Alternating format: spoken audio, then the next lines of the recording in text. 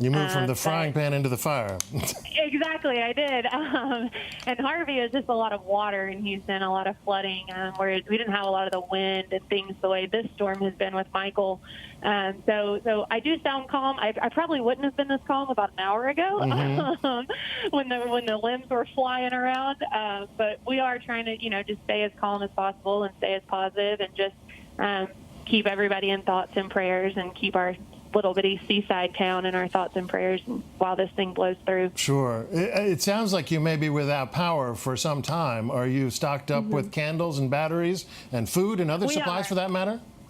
We are. That was one of the first things we decided when we decided to stay and not evacuate. We went and made sure we had plenty of batteries, plenty of flashlights, plenty of candles, plenty of water, plenty of non-perishable food. So while it will get hot and steamy without having any air conditioning in hot Florida, we will be fine as far as provisions, and we'll be fine if it takes a while to get the power back on. Well, hang in there. Olivia Lamberson, a resident of Port St. Joe in Florida, thank you very much, and hunker down.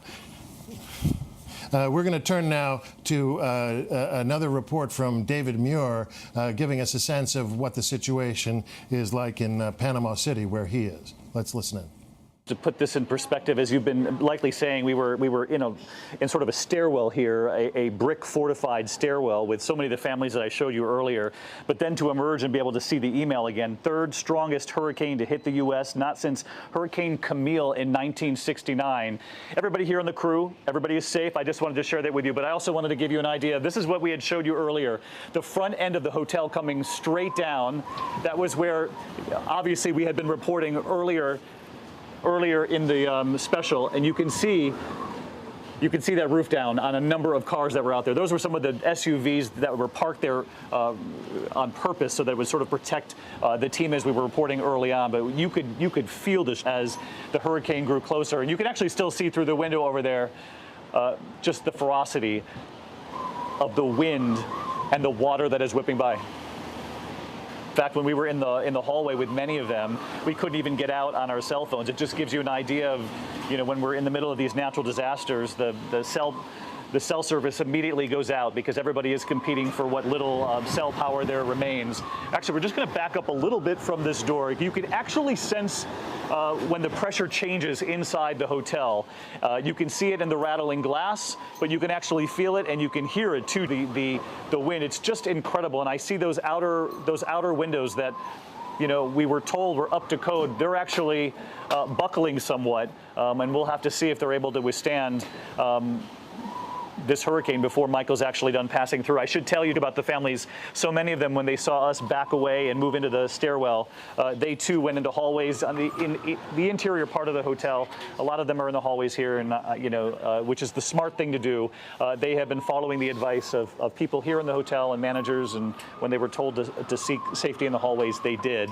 And we should mention that this morning, with just a few hours left, we heard from the administrator at FEMA, the head of FEMA, saying that the time to leave was over. We heard from Rick Scott, who said this hurricane can kill. And in fact, we know it already did long before it made landfall here in the U.S. It was responsible for a dozen or more deaths on its way here. So let's just hope with what we have witnessed here today, which is, quite frankly, and I've covered many of these hurricanes, something I haven't seen before. ABC's David Muir, smooth as ever under some very fraught conditions there in Panama City, Florida. We are now continuing our special coverage of Hurricane Michael, this ferocious storm as it marches its way across the South. We're going to tune in now to our local affiliate, WEAR, in Pensacola, Florida, in the Florida Panhandle. Listen in. Hanging down with the stilts, and the water's already up to the swing. So there's really not much that you can do now here. It's not worth coming back if you have a house here. We see many people driving in, driving out. We want to see people driving out. We do not know why people are drive even more in. Now check out, as the water is even coming up even further, there is a current coming. So check out down at my feet here. The current is coming and going all the way over here. This was just dry land hours ago. So Michael's hitting us now, and it's only going to get worse from here. Again, if you are in Horseshoe Beach, there's a mandatory evacuation. You've got to get out to the shelter at Dixie County High School. For now, Jocelyn Howard reporting. Back to you, Bob and Sue. Jocelyn, thank you. Christina Leavenworth, we have made contact with again in Miramar Beach, where we've seen throughout the morning the conditions rapidly deteriorating. Christina? Hey, Bob. Yeah, the wind's still coming at us very, very fast. This just came off the Dunkin' Donuts like drive-through sign, and that's not light. And then, we're seeing things like this as well. We're starting to see some debris from this storm, rain kicking up, the winds howling out here. Remember, this area is under a curfew. They don't want people driving around until further notice. We also have a few bridges closed, 331, Mid-Bay Bridge, and fire and EMS services. They're not going out right now because it's too dangerous for their crews at this time. For emergency calls in South Walton, they'll consider it on a case-by-case basis, looking at this weather, that type of thing. Mostly what we're seeing where we're at, and we're about 4 or 5 blocks from the water, is just trees blowing very, very strongly, some debris here and there, hearing that howling, and you're just hearing strange noises where you're not sure really what it is. You just hear like kind of a humming noise or something like that you hear every so often. But very, very windy, not fun to stand in by any means. We definitely recommend everyone stay inside. We're not seeing a lot of lightning in this area, just that wind and rain. And I know that the sheriff's deputies are out there. If they see people out and about, they're telling them, hey, this isn't cool. You can't be outside. And they could potentially arrest you. Bob? Christina Leavenworth reporting live in Miramar Beach, and that terrible moan from those high-speed tropical winds. Thankful if we never hear those again. Hannah McKenzie is a little bit further down the road in either Destin or Okaloosa Island. She's on Okaloosa Island, and Hannah, now we understand that a short time ago they shut off the water and sewer on Okaloosa Island.